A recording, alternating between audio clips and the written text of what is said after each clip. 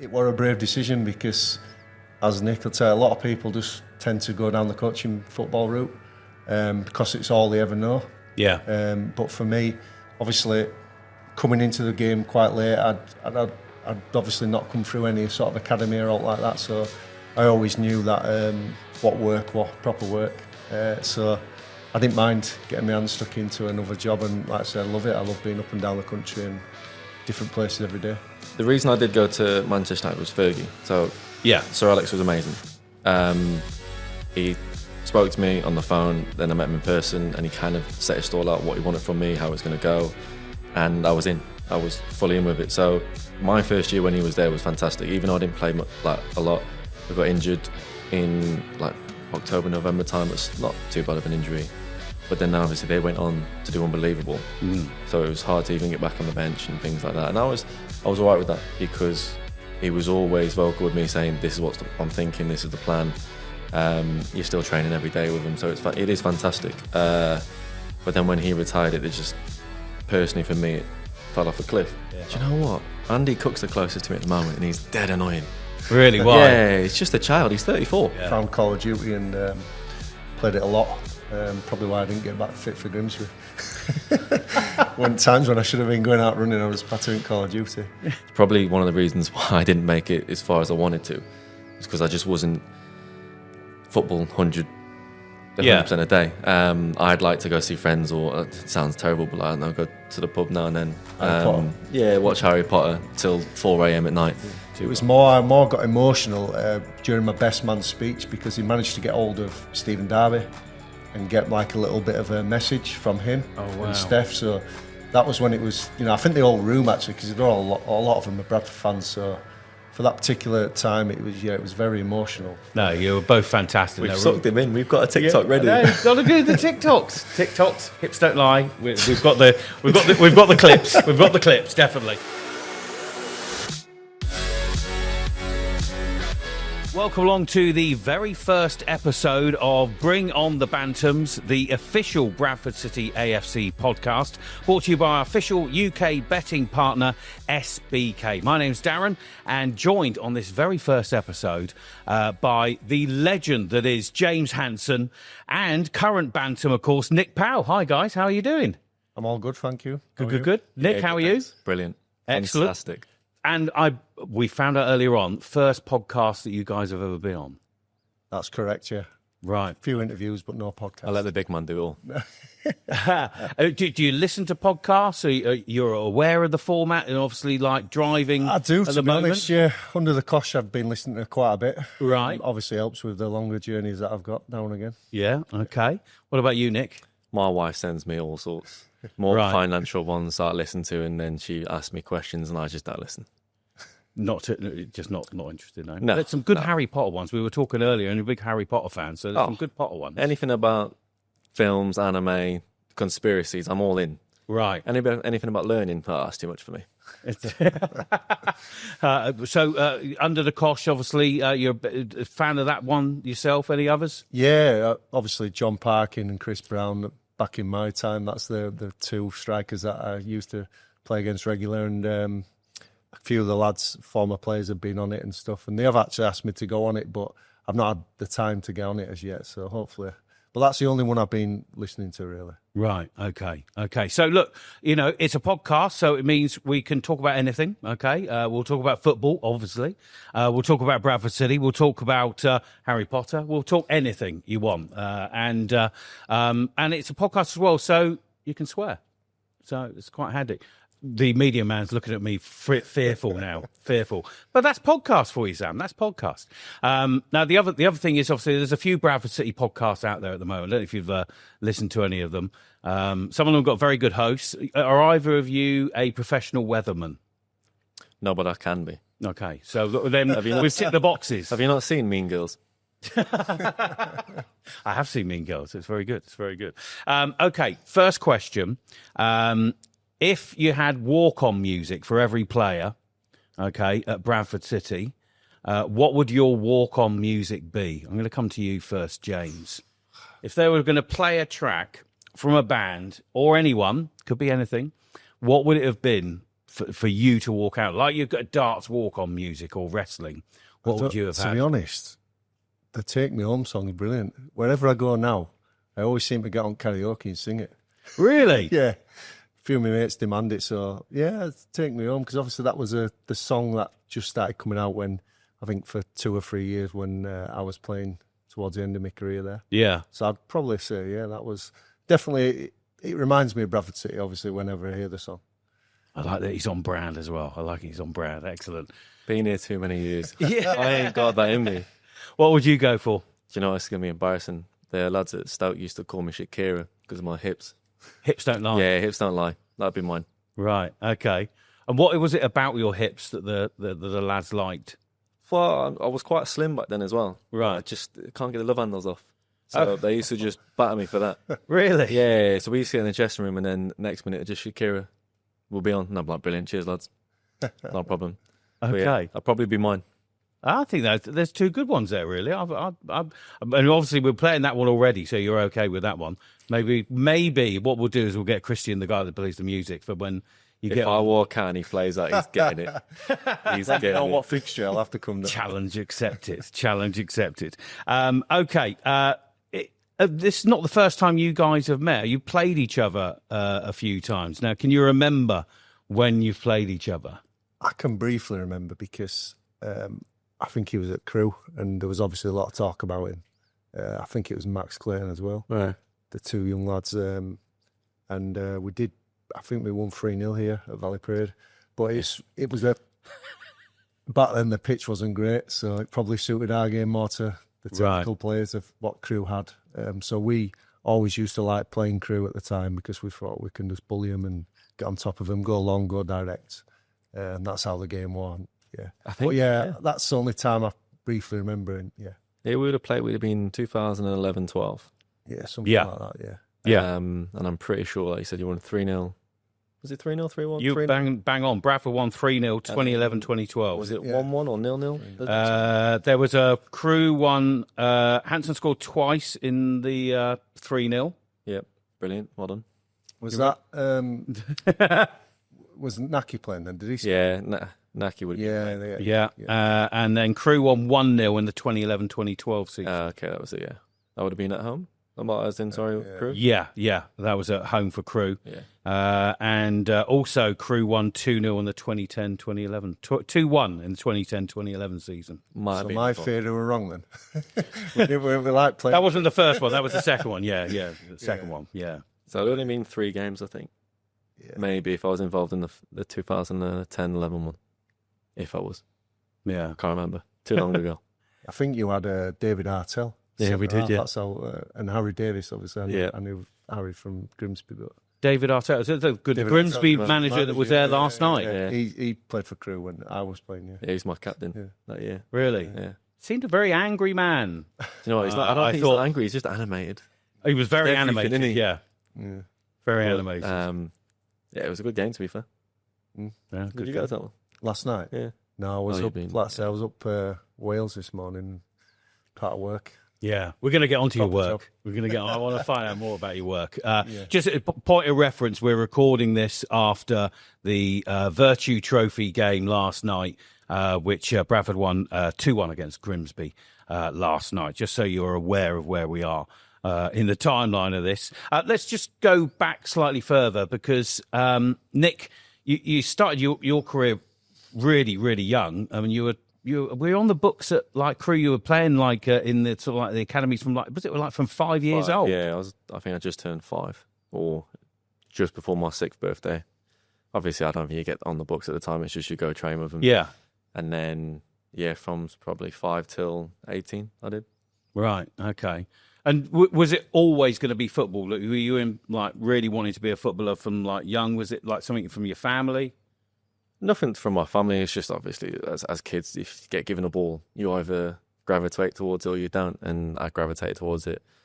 And then from, probably 4 onwards, it was just purely football. Yeah. And obviously you found out you were pretty good at it as well. So I suppose that helps. Yeah. I got an early contract at Crewe. I think offered around 15, you get 1 year scholar couple of years pro.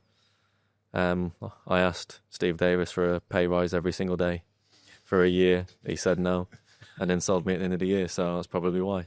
And what was that like, signing that first contract at that age? I mean, at 15, you know, I had hardly even kissed a girl by that point, and you're signing a professional football contract. Yeah, it's one of them things. I think when a kid's an asset at a football club, you don't want to lose them, especially at Crewe when they're League Two.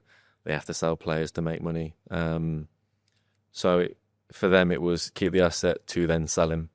And I was just part of that. And I think that's just how football goes in the lower leagues. Yeah. And what was Crewe like for you growing up? Was it sort of like I always sort of think of Crewe and sort of think it's quite a sort of family atmosphere, that sort of club. They held their manager for a long, long time. Yeah, it's like James said, it's you go there, it's nice. Some teams come in, they try to bully you because you're all kids, and obviously you come through the academy, you then have to get thrown into men's football. But as a kid, you know you're going to get that chance, which is reassuring, really. And when they value you, you know you're going to get more time than someone they're going to bring in. So it's one of them things where you know you're going to get invested in, and that's helpful for a kid. And what's that sort of step up like, going from sort of like academy to men's football? What was that like? Yeah, it's horrendous. You just get booed. I remember I won the PFA Apprentice of the Year. Right. They asked me on stage, he said, what's the difficulty of League Two? And I'm like, shin pads. You need shin pads, because I got booted every single game. And it's funny because I think they showed the clip when I signed. I ran down the line, definitely got a penalty. Is that the 3-0? It was, yeah. We missed the pen and then we got battered. Oh, no. And then I remember Fagan obviously didn't like that. Next ball, he tried to absolutely swipe me. And you just think, well, it's men's football. Like, he's not doing it to injure you or be a Yeah. But like he's then going, well, if you want to do that, like bring in men's football, then this is what it's going to be like. He's obviously, I think, in really near 30s at the time. Yeah. So he's going, I'm not having this kid coming doing that at Valley Parade. So it is one of them things that you grow up quicker. And we were talking about it, even Tommy Lee played lower leagues, but men's football. Yeah. You grow up a lot quicker when you're in the teams from 16 onwards. Yeah. And then obviously you had a move to Manchester United. How did that all come about? Sir Alex Ferguson came in for you. That must have been incredible. Yeah, obviously there's talks when you're doing well as a young kid. But we just played the playoff final. We won 2-0 and we got promoted. And I remember going back in the dressing room and Steve Davis pulls me and just goes, "You're off."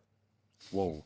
And don't get me wrong, it's nothing to do with like... And how old were you at that point? Were you? Just turned 18. Right, okay. So it was one of them things where obviously it's good. It's good news. You're wanted. People want to buy you. Your money's going to go up. Everything comes around with it. So it's a good thing. But you sort of then have to leave your home and then go out into the world. And that's a big step. Yeah. It's not like it's not like a massive distance, though, is it, between Crewe and... Oh no, I picked Manchester United because it was around the corner. Yeah. Northwest. Yeah, I don't live in Northwest. This is a far journey for me. Yeah, we discovered you don't really like travelling, so a southern team wasn't ever going to... No, I to be fair, it's strange because I was a massive Arsenal fan purely based on Wenger. Right. So when they came in, I was a little bit like, ooh. Do you know what I mean? Tempting. That's a bit of me. And then obviously you say 18-year-old living in London, I was like, oh, I've never left Crewe. I don't think I'm going to London. We'll talk about gaffers and Alex Ferguson in a bit. Hans, you got... It was a little bit later on in your... Look, you signed professionally at what? Was it 22 for Bradford? 21, 22, yeah. Yeah. So it was a totally different path to Nick. I was in the academy at Huddersfield when I was younger. Yeah. And what I found there is there were a couple of lads, standout players, don't get me wrong, Tom Clark, which you probably will have heard of, who had a great career, obviously, at Preston and stuff like that. And there were another striker which was bigger than everyone else, and I think they sort of gambled on these two making it and sort of invested more of the time into them two. And at the time I'd gone there as a striker, because I was left-footed, he was like, right, you can play left-back. So, because the striker was up front, which is fine. Obviously, you get put, my attitude was sound. cracked on with it. And I think it was 14 when they sort of released me for being too small. So I was How like, small? How I mean, small I were must you have at been 14? 5'10". But you know, Wow. The thing is, it was a relief for me because I said to my dad, I was like, I didn't enjoy it anyway because I'd gone there as a striker. Yeah. That's where I wanted to play, and like I said, get put straight away left back. It wasn't for me, and to be able then to just go and enjoy football again and play with my friends was massive for me. I ended up playing Sunday League at Eccleston United, and then they had a Saturday team, obviously, and I think at 16, I went up to the youth team at Eccleston, and I think a couple of players got injured for the first team and just got on the bench at 16 for Eccleston. And I can remember now, I think it was like 40 quid a game, and I was absolutely buzzing at 16. I was like, right, I've made a career out of this. And yes, played a season for them, and then got spotted playing at Guiseley, which at the time there was 2 leagues above, and spent 2 years at Guiseley, obviously before moving to Bradford. So I feel it's definitely benefited me going into men's football straight away at 16. And even though the step up was a big step up for me, I don't think I struggled physically, apart from the training, obviously going from part-time to full-time. So you obviously done quite a bit of growing then, not just sort of like mentally, but between 14 and sort of 16, 17, you obviously grew up quite a bit. Yeah. What were you eating? Everything. Yeah, everything, yeah. I mean, like I say, I think it was just an excuse from Huddersfield, to be quite honest with you. When I tell the story now, I wasn't small, but, then that was their way of just saying you probably weren't good enough to play left back, which I want, to be honest, because I want a left back. So, yeah, like I said, to get the opportunity, and, I'm thankful for Bradford and Stuart McCall, I'll never forget, and Mark Ellis, that gave me the chance. Yeah, exactly. Was there a point between sort of like 14 and then signing a professional contract? Was there a point that you thought it's not going to happen? I'm just going to do something else. Yeah, I mean, obviously, I know exactly what I'm good at and what I'm not good at, and I knew that I was not blessed with talent as of such, but I had a lot of heart, commitment, everything that comes with it, good attitude. So I did think, there'd be a chance that I'd play professional football, but there's every chance I couldn't. But at the same time, I was scoring goals in non-leagues and earning money. So I knew that I could still make a career out of it, whether it were non-league or full-time. But obviously, luckily, I managed to carve out a full-time career. Yeah, exactly. And Nick, I suppose, you say you were sort of like an Arsenal fan growing up, but were you a Crewe fan as well? Because obviously that's your local team. Are you one of those people that thinks you've got to be a fan of the club that you're geographically living closest to? I think if you enjoy football, you should go to your hometown. I think just based on it's close, it's always your sort of location. I was a Crewe fan, yeah. Well, I'm a Crewe fan. I still keep checking the scores, how they do. But I think when you go to certain clubs and you enjoy it, you always check on them. So I check on all the clubs I've played for. I think if you enjoy football, you enjoy anything about it. So whether you actually want to support your local team or not, or if you want to be a glory hunter and support people that are winning, it's different. But there's still the element of you just love football, and that's why I find football so pure. Yeah, and James, obviously growing up around the area and then playing for Bradford City, that must have been incredible. Yeah, I'm a little bit different to Nick, to be honest, because now, like, obviously I've retired, I'd obviously look out for Bradford. I come down quite a lot. Yeah. But in terms of like watching football on a weekend, I don't really watch it, to be honest. Right. My day now is Monday to Friday work and then weekend with the kids. So I'm always busy with the kids. Don't get me wrong, like I said, I managed to get down to Bradford probably 10 times a season. Yeah. But I don't really watch any other football, to be quite honest with you. So you don't get the sort of like the itchy feet around 3 o'clock on a Saturday? Not really, no, not really, no. That's because he doesn't even know what the junction is. He doesn't know Bradford's junction. 26 is the junction of the M62. I know every motorway. Yeah, you know every motorway. Yeah. What are your thoughts on that? And sort of like after, you're only 31 now, you've got a fair few years left in you. But when you come out of football, what's next for you? What do you think? Are you going to be still in football, or are you going to do something completely different, opening up a new Harry Potter shop in I Crewe? wish, yeah, I'd take it 100%. Well, my wife wouldn't, so no, it's more just to see where my family's at. So if I'm needed to be a stay-at-home dad purely for the kids, I would happily do that. It's my whole life is based on around what's best for the family. Yeah. So if I'm needed within the house or if I needed to go get a job, I will happily do that. It's more what my kids need at that time. That's what will dictate what I do after. Yeah. And obviously, you've done something completely different afterwards as well, working for one of the club sponsors, Pecked. Yeah. And long-distance driving. Yeah, just obviously touching on what Nick says there. When I'd left Grimsby, I did have the option to stay in the Football League, but a couple of moves didn't appeal to me. I think it was Stevenage, Northampton. And I was at the age at 34. Mrs. was due the second child, so it was like I had to make a choice. Do I want to be travelling up and down the motorway playing football, or be at home and just go part-time and work on what I'm going to do after? So that was a pretty easy decision really for me to decide, obviously prioritise my family and say, you know what, I'll happily stay in the area and obviously look to get a qualification for after football. Yeah. But now, yeah, obviously driving, I love it. Yeah, I love it, honestly. I couldn't have transitioned over any smoothly, to be quite honest with you. And I know some footballers struggle. And it were a brave decision because, as Nick will say, a lot of people just tend to go down the coaching football route because it's all they ever know. Yeah. But for me, obviously, coming into the game quite late, I'd obviously not come through any sort of academy or all like that. So I always knew that what work was proper work. So I didn't mind getting my hands stuck into another job. And like I said, I love it. I love being up and down the country and different places every day.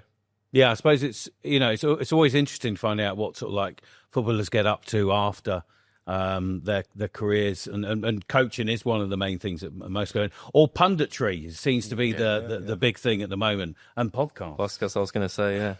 If only we could talk so well, huh? Well, so far you're doing all right. So you never know. You never know. We might have come up with a new one here. So just moving on from when you were at Manchester United. Obviously, there's quite a high fee for you. Was it around 6 million? I think it was like 4 rose to 6, so it stayed at 4. What was that experience like? That because it was a year or two that you were at Manchester United. What was that experience like? Do you know what? The reason I did go to Manchester United was Fergie. So yeah, Sir Alex was amazing.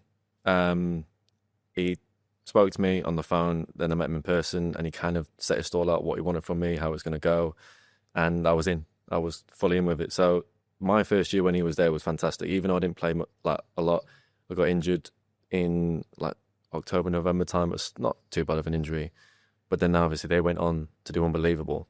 So it was hard to even get back on the bench and things like that. And I was all right with that because he was always vocal with me, saying, "This is what I'm thinking. This is the plan." You're still training every day with him, so it is fantastic. But then when he retired, it just personally for me, it fell off a cliff. I had no one that I could go to and talk to, see where I'm at. And then obviously they're transitioning from the Fergie era to obviously what's happened now. And I'm not saying that's my fault or problem at the time, but I wasn't spoken to about where they saw me. So then you go on loan, you just want to play football. And yeah, it was a difficult time after that, but just playing football is the main thing. It doesn't matter where I'm at.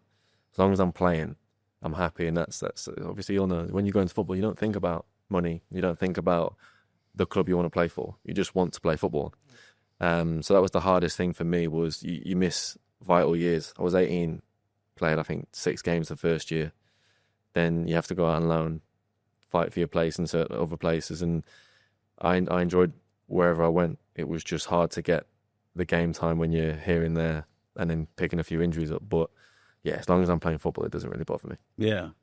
I suppose it's the other thing about football, isn't it, James? And, you've been to a number of different clubs, and it's that sort of, you've got the contract, and then, deadline day comes along, and, people are going to be moving, and it's a difficult thing. You got to make the decision whether you sort of uproot your family and go somewhere else, or what you actually do. Yeah, obviously, football, a lot of people, obviously it's the best job in the world, it is, but there's a lot of sacrifice that comes with it. Like you've just touched on there, you know, 1 minute you could be, like say, transfer deadline day and you're moving your whole family down somewhere and they've got to obviously start their own careers. Say if you've got a missus that's got a job up here or whatever. And I mean, thankfully for me at the time, no ever happened like that. It was always pre-planned when I was moving. It was always in the summer. So, or obviously the January transfer when I moved from Bradford. But it was never like on the day I was going somewhere. So I always had a bit of a heads up where I was going to go and we could sort of prepare things. Yeah. And were there any moves, Nick, that sort of like were... we saw one recently where Mark Gay was, you know, supposedly going to Liverpool and then it just got pulled at the last minute. And it sort of happens almost every transfer deadline window. Was there any sort of moves that sort of like were there and then just fell apart for you? No, I've been quite clear in what I wanted throughout my career, and it's based in the north. I've had moves that I've turned down purely for certain reasons. But no, I've never really had a deal pulled away. I've moved on from deals that either didn't suit me or the club, so I've had things like that, but never like a deal pulled away. Right. Okay.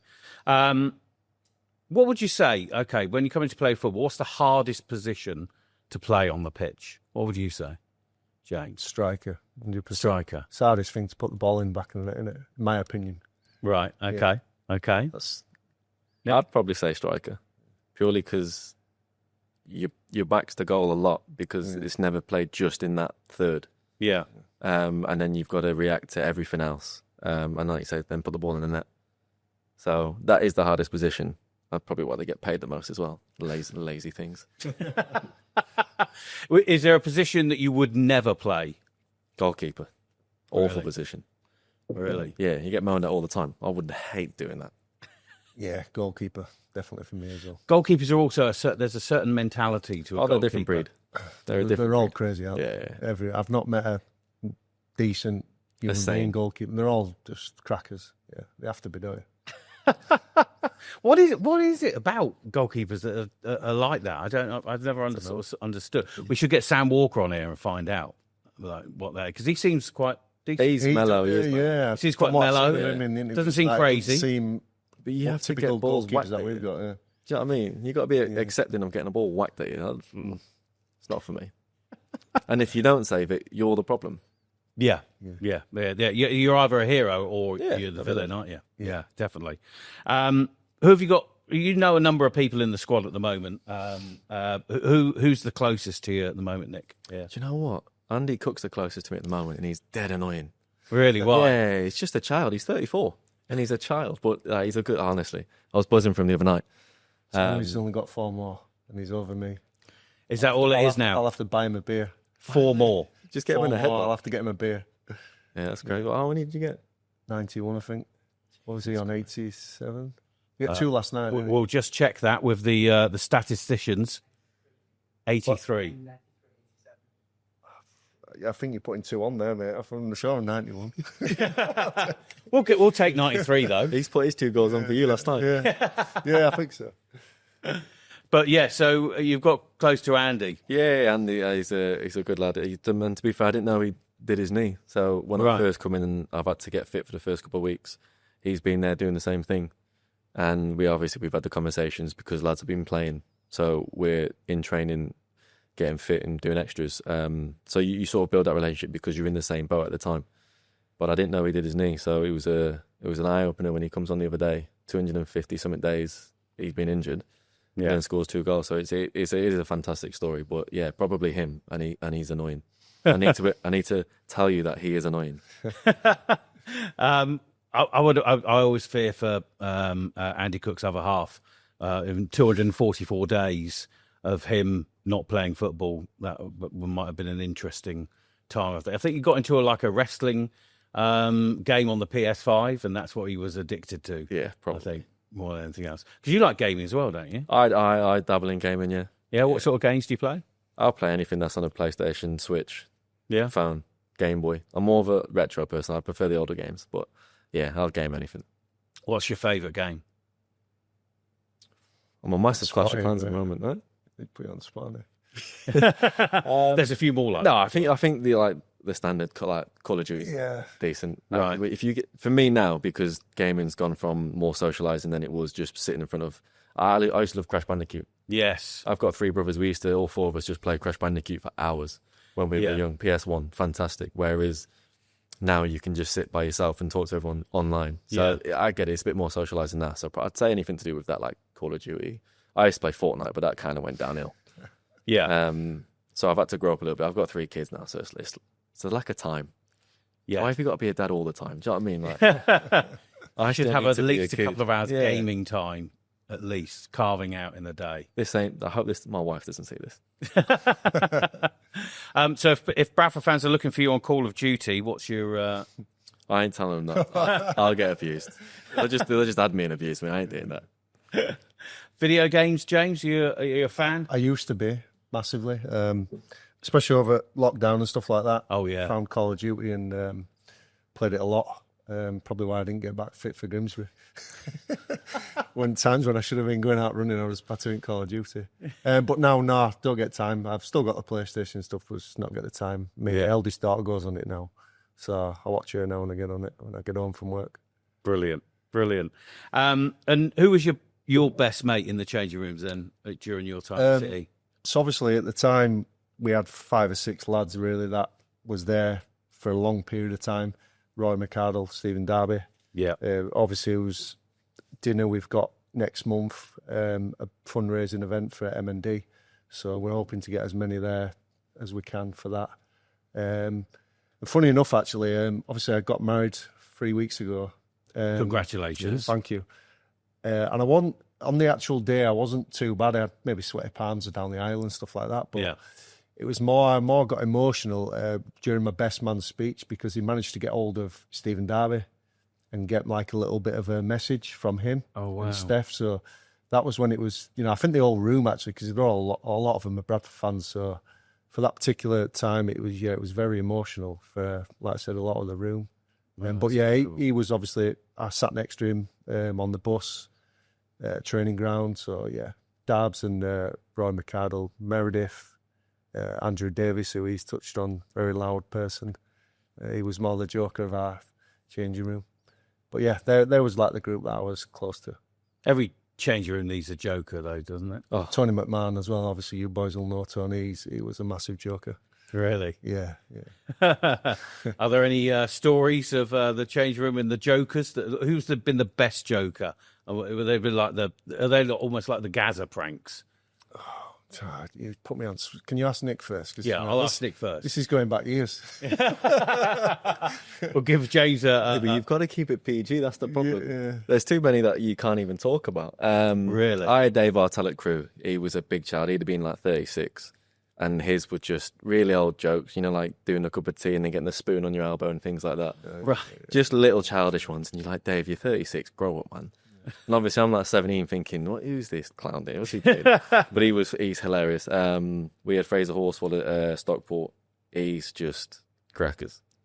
He's fantastic. Like you say, you need people like that in the changing room. Yeah. If there's down days or a loss after a game, like people think it's bad to try joke and have a bit of fun after a loss. Like sometimes you need that just to boost morale and get you ready for the next Saturday. Because you just want to put it behind you and get ready for the next game. So like you need people like that, and there's other people I can't talk about because there's just stories you can't tell on our podcast.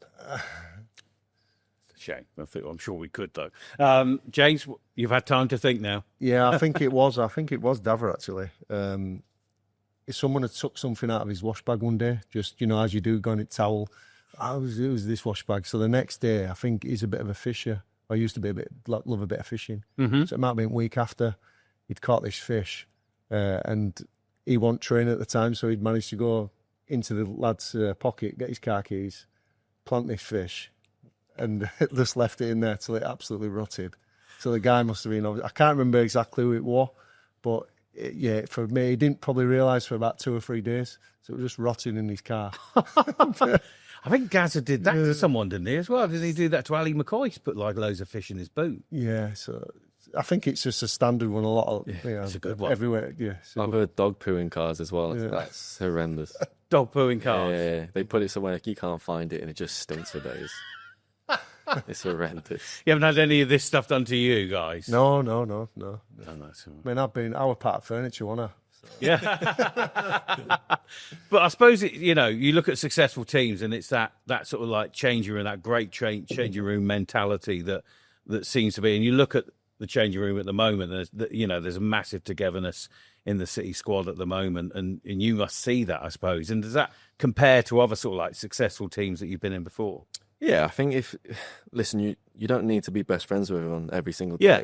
But in this group now, there's like everyone gets on and you can see it. And when you can see it in front of you, and especially for a new person coming in, you walk in happy. Do you know what I mean? And it just resonates with everyone and you sort of go, right, look, I know everyone's on the same page. We're going to do well this year. And like, I know Max Power from previous clubs. He's new. But even he texted me and was like, lad, it's brilliant. You'll come in, you'll love it. Everyone's class. And I think we've got a real big chance. And you can see it within the first couple of games. He's got the greatest name in football, Max Power. Yeah. On the tunnel all the time, Power. And you think, I can't help but do it. It's like, you can't not say that name and do it give it a bit of oomph, I don't think. I'll do it for Nick Powell as well, don't worry. It ain't got the same ringtone to it, has it? Nick Powell! You know what I mean? It sounds like a cop-off. Sounds like a cop-off to Powell. Good. Still sounds good. And obviously we'll play Hips Don't Lie. It's definitely playing that, isn't it? Yeah, that's going to happen. See Hanson the crowd. Be more like Peter Crouch, mate. But obviously, you look at that. You agree the changing room at the moment. They do look like united, don't they? Obviously, I don't know any of them personally now, but you can see the results from last year. Yeah, and I think probably a lot of credit will go down to Graham Alexander and his backroom staff for getting in the right bunch of people. Because see, he makes his signings. He probably judges people by character and stuff like that. And you can see he's put together a brilliant squad. That's like, it's probably 22, 24 strong players that every week at the minute they seem to be making 4 or 5 changes and still winning games, which is obviously massive. It shows the strength in depth that they've got in the squad. And like I say, it's just brilliant watching from the outside now. Yeah, and there seems to be a good blend in that squad. You've got the great youth like Bobby Pointon, but then you've got great experience through that squad as well. Experience, you can say old. I'm happy to name them. Cookie, Tilty, Burner, they're all old. But you need that, though. You need that. Spring chicken, mate. They're all older. They're all older. You're only 31. You're still a spring chicken, really. But you do need that, though, I suppose. In a successful team, you need that blend of experience and youth. Yeah, I think if you've got, even like you say, anyone past 30, sounds like a bad age now, doesn't it? But like, if everyone's on the same page, willing to run for everyone, and like you said, everyone's together for that, it doesn't really matter how old you are. If you're Bobby or Tilly, I just want to say Tilly again because he's dead old. But just, sometimes you need games where you have to see him out, or you need someone to come on and change the game. And perfect example, Cookie the other night. He's 34, but he was desperate to get a goal. He's desperate to get back on the pitch. Yeah. So he's running around like a madman. So he looked like a 22-year-old. I mean, he doesn't, but we'll pretend he does. But yeah, his experience, especially at Valley Parade, like, where the goal is there. Soon to be higher than someone. So 94. I hope he doesn't get enough, Jack. Well, you were quite surprised about Cookie, weren't you? Like the sort of reception. Have you got 94? Apologies. Sorry? 91 against 91 against. Oh, so he's took 2 off you again now?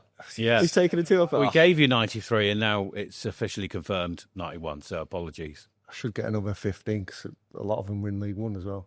Got to get that out there. Yeah, I think that's fair. I think Fair, that's fair. Yeah. No penalties. See, that's the point as well. Yeah. Can't be a top goal scorer if you've got penalties. That doesn't count. Yeah. But you were quite surprised of sort of like the reaction that Cookie got, and I don't think you said to us earlier that you didn't realise how much he's loved by these Bradford fans. Yeah, obviously because I had no association with Bradford. You don't follow Bradford. You obviously know who Andy Cook is, and obviously when you watch the soccer Saturdays after he scores goals, fine, not a problem. but you don't take notice of it.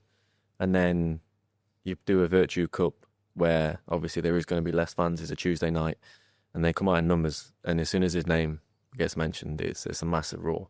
Yeah. And a lot of us new lads who were watching, going, "Bloody hell, that's some legend at a club," which I think he deserves. Like you said, if you've been at a club this long, scored that many goals, like Hanson has, it's only right that you treat him like that. Yeah, exactly. And I suppose when fans have got a chant about you, was there a chant about Hanson? Yeah, I got caned, didn't I? Because two of my mates, I think it was Nottingham Forest away in the cup, his second game for the club. Two of my mates come down and started just randomly thought, I'll have him off here. He used to work in the co-op. He just stuck, yeah. Love that. Yeah, and like so to this day, he used to work in the co-op. So not one of our own, nothing like that. It's just used to work in the co-op. But that's down to literally my two mates that just thought, we'll have him off for this game. I hope you got a brand deal. What? I hope you got a co-op brand deal. Yeah, you should have got like a brand deal with co-op. I know, yeah. Should deliver to their distribution centres now, shouldn't I? I'm telling you, TikTok co-op, he's flying. Yeah. Well, we did say you need to start doing a TikTok account of your journey. I could do, yeah. It's just, I like getting home. It's too time consuming, isn't it? I just want to get to deliver, do it, pick up a backload and get back home to kids. AI will do all the editing for you now. So yeah, I might have to ask him. Yeah. So off me. Desperate for a mention. He's desperate to do it, definitely. He'll do it for you. Was there any Nick Powell chants that you can remember? Yeah, I don't want to know about that. I've been abused by so many fans, even the ones I play for. Let's talk about gaffers then, because working under Graham Alexander and obviously predominantly with Parky, promotion winners. What's it like with working with Graham? He always seems a really down to earth guy. Yeah, no, it was. You know what? I have to give him a lot of credit because he brought me here. And it's a chance he took, and I'm very grateful for that. And he's been good with me so far. We're working to a progress where I'm going to be fit for longer and more minutes. So he had a way of doing it. He outlined it straight away, and he stuck to it. So no, he's been really good for me. Brilliant. And you played against Graham? Yeah, I nearly signed for Graham, to be quite honest with you. When I was at Sheffield United. Scunthorpe had come in and offered the exact same money as what Sheffield paid for me from Bradford the summer just gone after Sheffield United got promoted. Right. And I'd been injured in pre-season, so I'd gone and met Graham and Chris Lucchetti in Bouchery for coffee and a chat. Agreed everything, and Sheffield United were due to play, I think it was a League Cup game, the second game of the season. Right. And I scheduled to play 60 minutes in that. Just to get some minutes in, basically. And I tore my hamstring up 55th minute. So it's sort of, I was out for 9 weeks. So it was like one of them that you can't expect Scunthorpe to stay around. I think they signed Novak after that. But having met him, he's got the same characteristics as Phil Parkinson, which, is what I really liked about him. And as soon as he got the job here, I said to all my mates, I said, he'll do well here. And he has gone on to do that and, continually doing well. Yeah. And do you remember when you played against him? I've played against him a few times. A little bit Fleetwood. Yeah. So it was second half trialist versus Burnley in pre-season 2009. Oh, played against him. Sorry, I thought you his team. Played against him. Yeah, Burnley in the friendly, 2009, yeah. And apparently Graham scored as well. With Bradford won 2-1 at the University of Bradford Stadium, and I'm thinking there was a quote as well that Simon Parker had. It was like it was a cannon from Graham. So, I was on trial. I remember that. You did remember it? No, I think I played the second half. Okay. Should have scored myself if I remember rightly, but yeah, luckily managed to get signed anyway. Now, Nick, you're not on social media. Yeah, not really. No, you're not a fan of it. Do you do any social media? I'm not on social media either. You're going to be on TikTok soon. We know that. It could be YouTube. Hundreds of thousands of followers. It's going to happen. watching me trucking live. You're going to be the new Mr. Beast. No, I'm just like him. I just know. I just keep myself to myself. Really, don't get involved with any of the social media. I didn't when I was playing football, so now I don't really bother. Seems to be a big thing for footballers at the moment, though. Yeah, I think you get so much with it, don't you? You can get deals. It's more media. Forced moves. Yeah, everything comes with it. I think you have to be a strong enough person to take the backlash when it comes. But, I mean, people make thousands, millions off it now. Yeah. So I can understand why footballers get involved in it. I really do. Like, I'm on it. I just don't really use it. Yeah. And you obviously you enjoy playing the football and you enjoy that part of it. But the sort of the other stuff, I mean, like this is the first podcast that you've done. The other stuff, not a fan of? No, I'm a big fan of like podcasts and things like that. I'd like to do it. I just don't know. Whatever you say on a podcast or in an interview is out there. Yeah. And I don't really like that. I don't like the fact you can't take things back. Yeah. Because sometimes, especially after a game, you might say something that you don't mean or the heat of the moment. Yeah. And I'm a big fan of not getting fined. Do you know what I mean? Just you say the wrong thing after a game and you can get fined for everything nowadays. And I'd rather keep my money than give it for a quote that I've said. Yeah. I suppose, like you're right, if it's a post-match interview, it's difficult because you've still got the emotion of the game. And, you know, if it's a journalist that's really just trying to get a great soundbite out of you and then you just say something. Well, you can't say anything about referees or anything nowadays. So you can't criticise. Yeah. You can be criticised and have to accept it, but then you can't criticise without getting fined. I just, it's backwards to me, and I'm not going to get involved purely because I don't want to get fined. Yeah. If you did come out and criticise a referee, I always think when I'm interviewing like the man of the match up in the suite upstairs and I ask about a referee, and they were, even that in that environment, they won't do it. No. Just in case. It only takes one person, doesn't it, to say something on social media Yeah. and then fall on knock-on effect, and then it can get back. So Yeah, if someone's videoing it. you have to be careful, which is wrong, really, but it's the way it is, isn't it? Yeah. Well, not if you're on YouTube. Do what you want. Yeah. Yeah, do what you want. And on podcasts. We'll do that. And on podcasts. I've got some quotes from people that knew you. Paul Cook once described you as someone who just wants to be left alone to play football. I'll take that. So, I can see that already. Yeah, I can say that. Ryan Giggs said you had a natural ability that's rare and also hinted his introspective nature off the pitch. That just means like a weirdo, doesn't it? Cheers. I think introspective, Cheers for that. that's good, though. That's like, you know, you're an intelligent footballer. No, God, no. It's more... Do you know what it is? It's more the fact that I enjoy other things. So people, like you say, go home, watch football, breathe football. It's probably one of the reasons why I didn't make it as far as I wanted to. It's because I just wasn't football 100% a day. I'd like to go see friends, or it sounds terrible, but I don't know, go to the pub now and then. Watch Harry Potter till 4 a.m. at night. Yeah. Too right. Do you know what I mean? I bang all 8 of them out now. Yeah, 100%. And then I'd wake up tired and go to train and pull a hamstring, and you go, oh, there we go. Do you know what I mean? Potter. Like, yeah. But I've watched Harry Potter, so I'll win. Yeah. But that's the minor details, and I think it's changed now where you have to be professional. The game is so athletic now, you can't have a day off.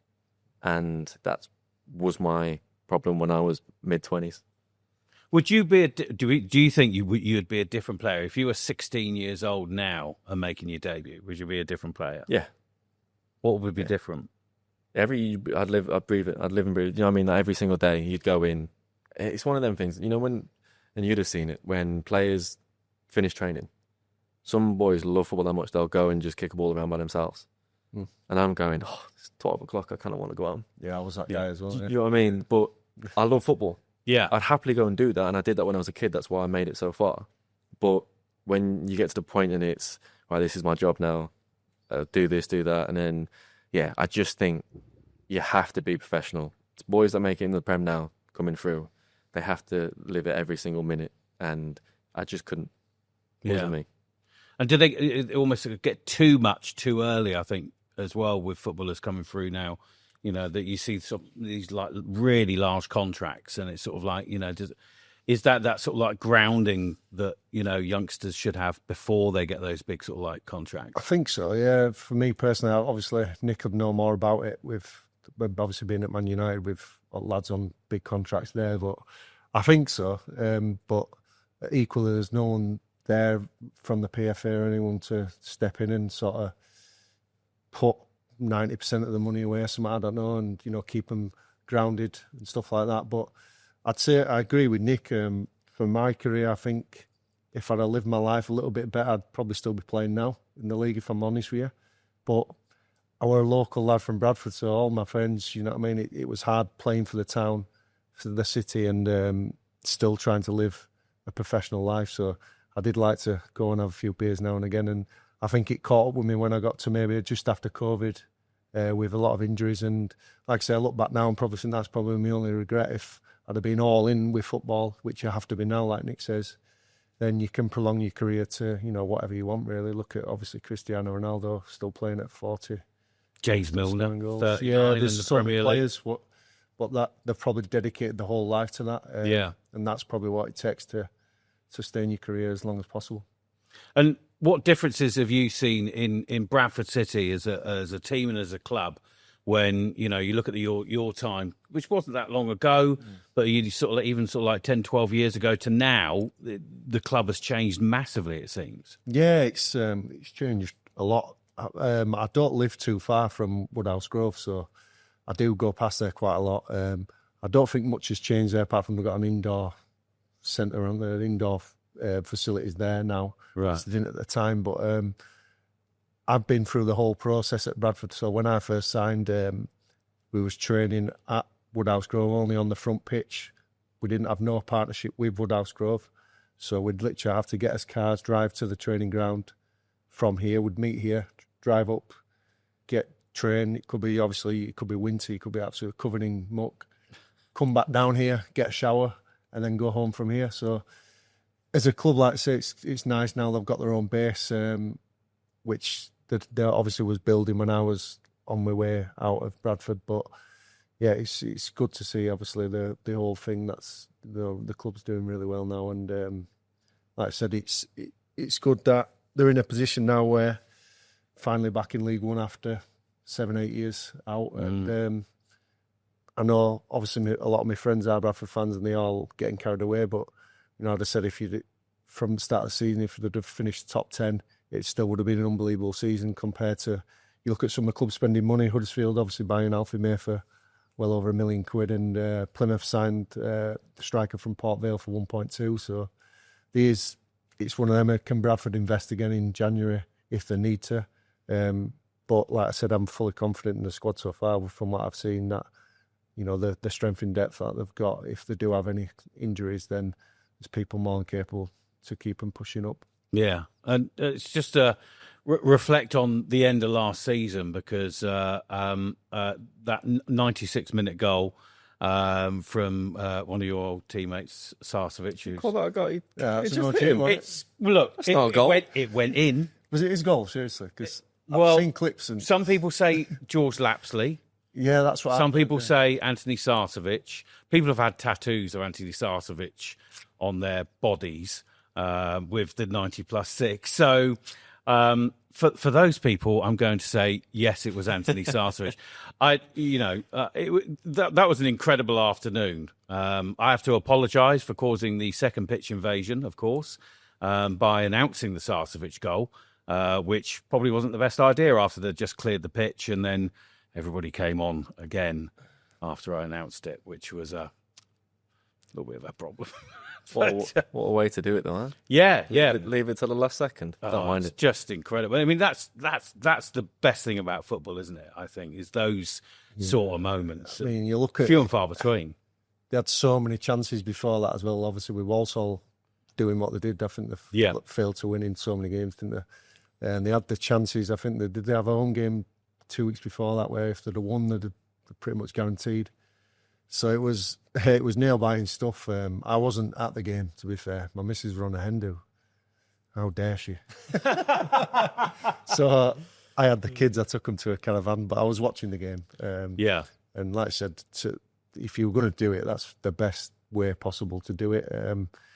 Probably, if you ask Bradford fans now, it probably beats Aston Villa at home, Arsenal at home, because in the manner of the emotions that day, it's unbelievable. Yeah, and I'm sure you saw it from afar before joining. What were your thoughts on it? That 90+6. Well, it's like you say, you look back in Walsall with 15 points clear. Yeah, They were cruising, weren't they? Yeah, and then obviously lost Nathan Law, didn't they?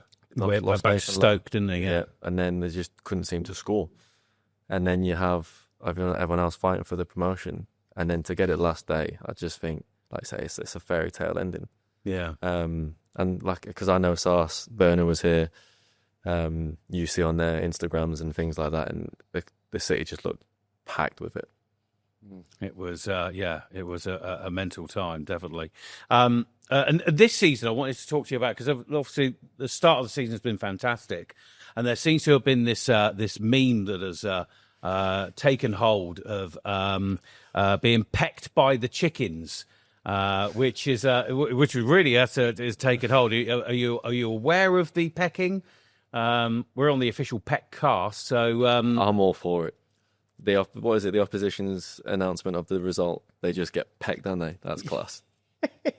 It's just you'd look at it was I think Stoke last week, and you just said, I think even Grimsby did it, didn't they? After they beat Man United, that you've been slapped by the fish. Yeah, I saw that. So other people are coming up with their own ones. I think Bradford have started a trend here. Yeah, no, it's brilliant. Isn't it? just means we can't lose.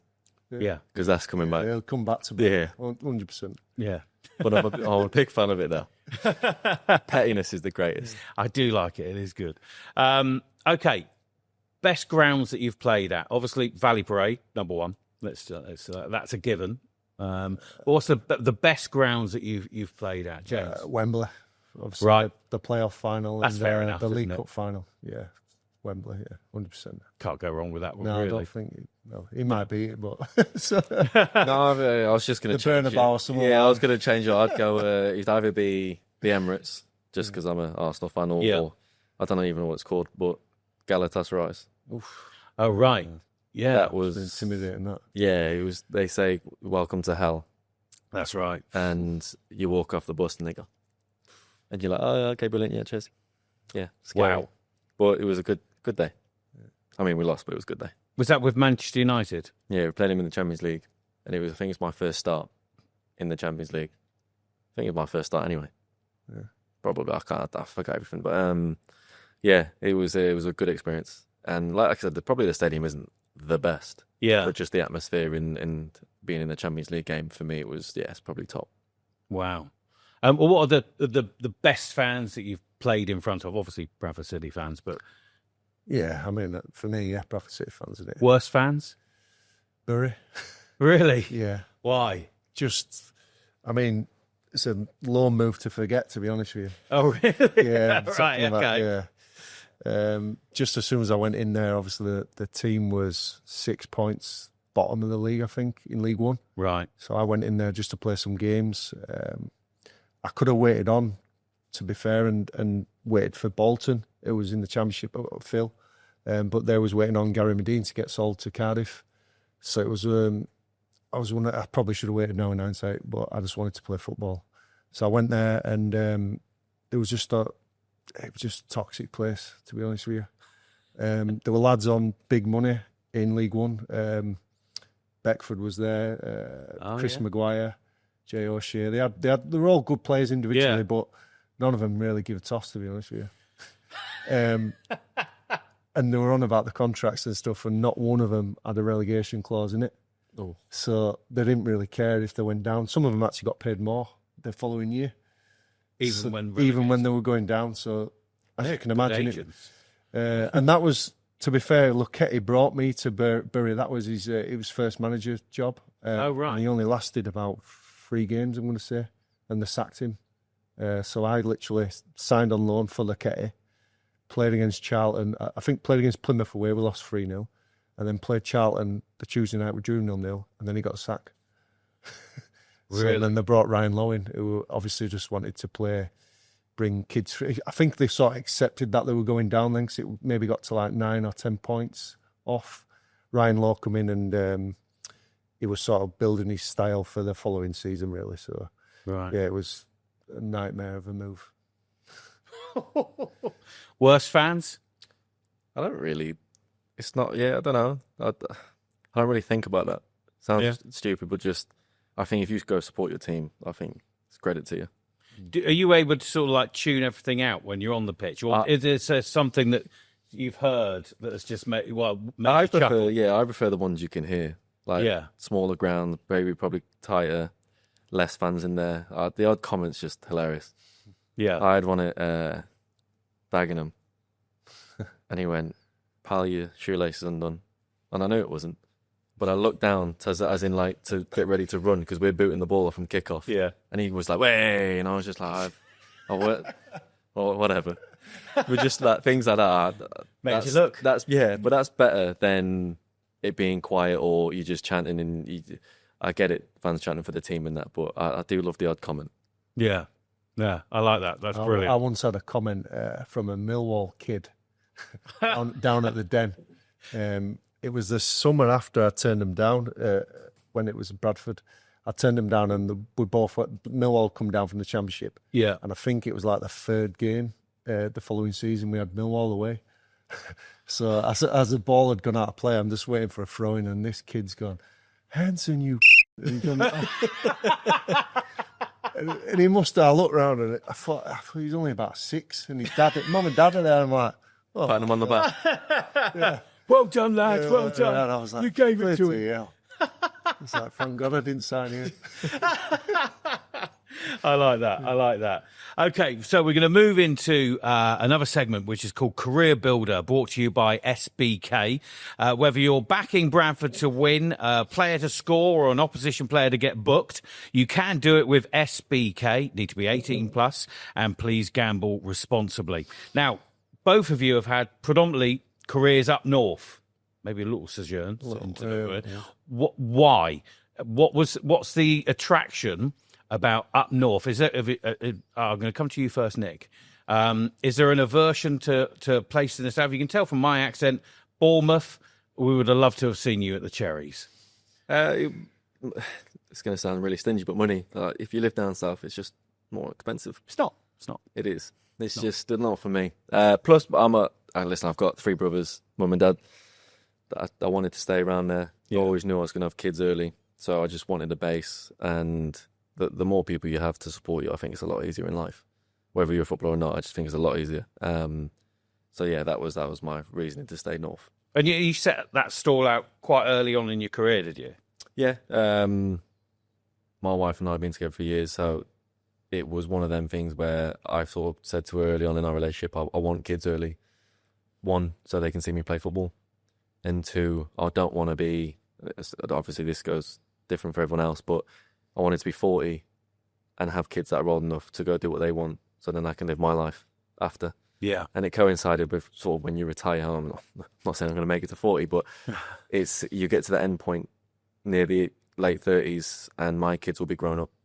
And I kind of like that I can then go and experience life with them rather than, I'm not saying have to, but rather than bring them up after football.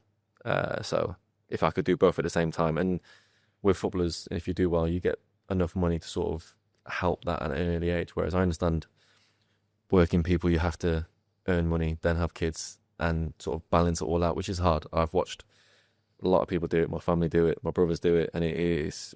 I'm much respect to them because it's a lot harder than getting paid what we do and bringing a family up. So yeah, that was my main reason. And how old are your kids? 25. 8, 6, and 4. All right, so that's you've got fun ages there as well. Yeah, so I get to enjoy them now. But like I said, it'd be nice when I retire that I have the freedom to go and experience whatever they want to do, or if they want to just I get to go and experience my own life. So it'd be nice, yeah. Yeah, 18's when they go to university. Yeah, free as a bird. Apparently, that's what I say. I've got 5 more years with my daughter. What about yourself, James? Very similar to Nick.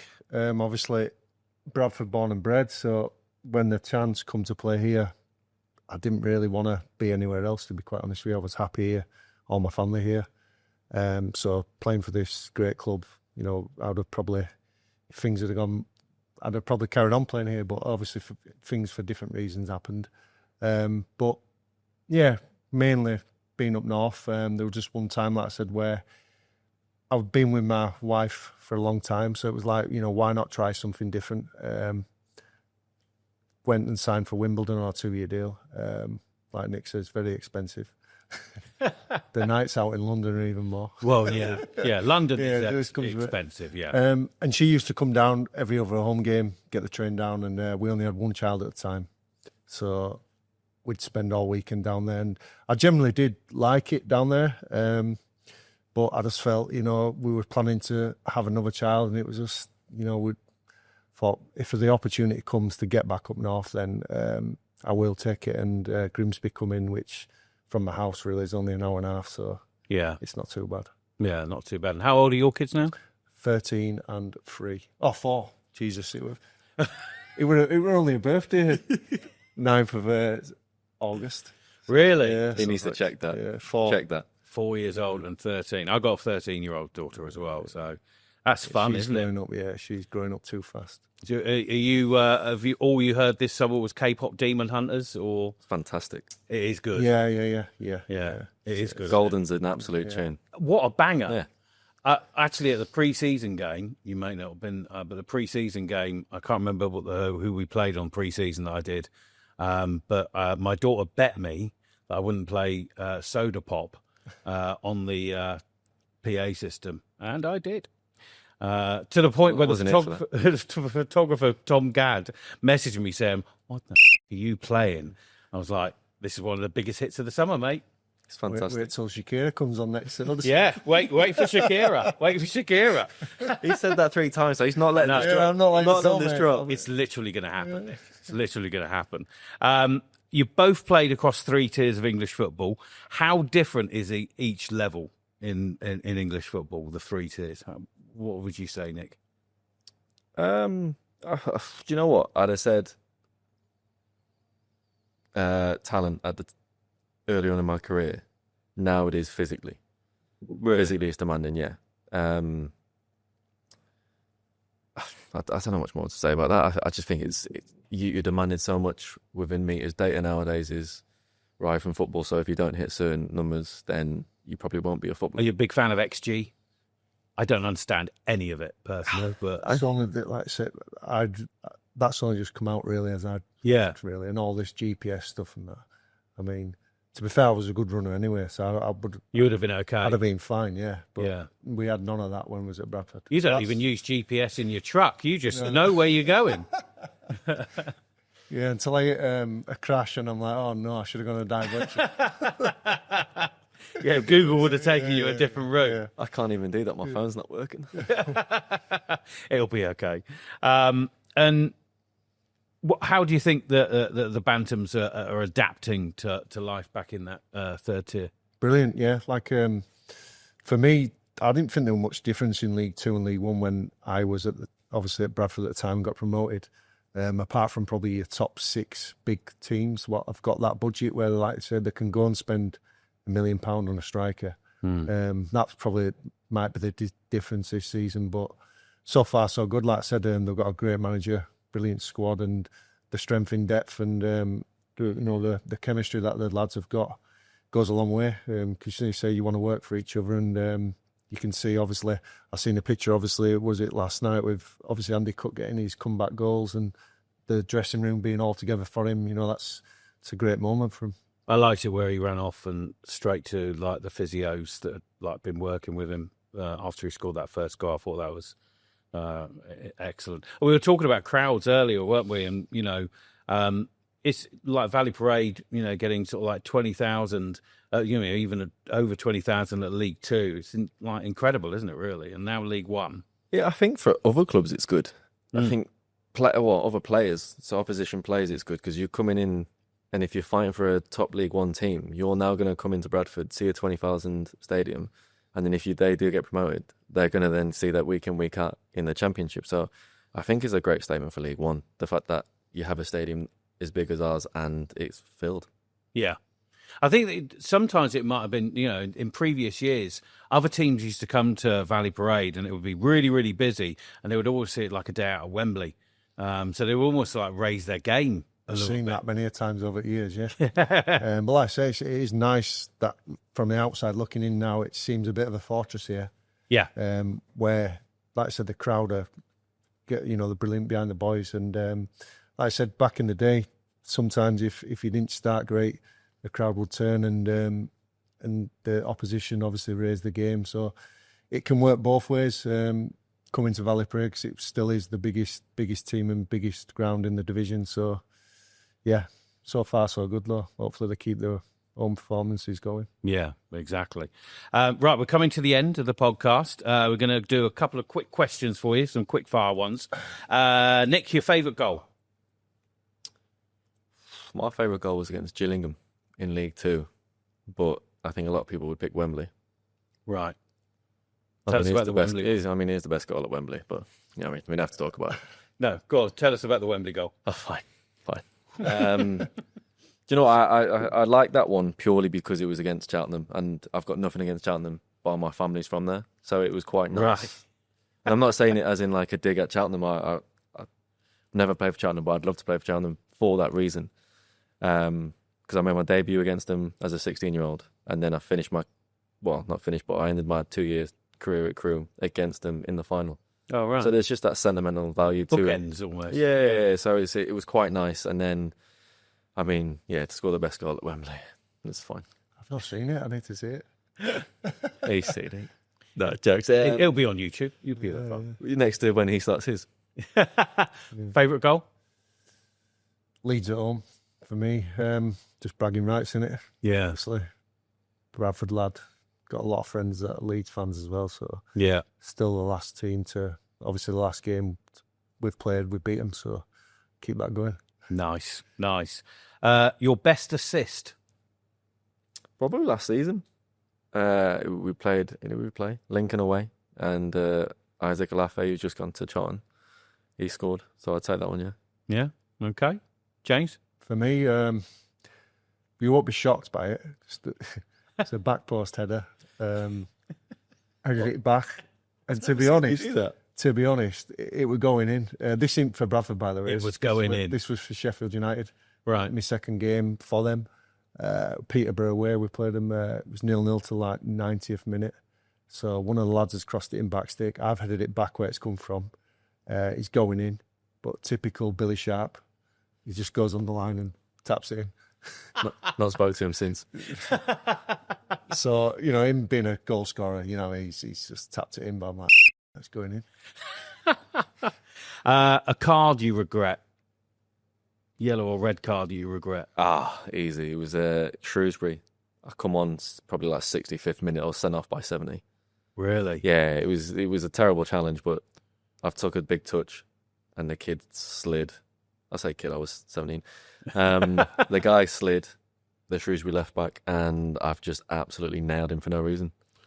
Just 2-footed round him, nailed him, and was just like, red card came out, and I was thinking, we're just going to get booed here. Oh, no. I regret that one, purely because I think there was just no need.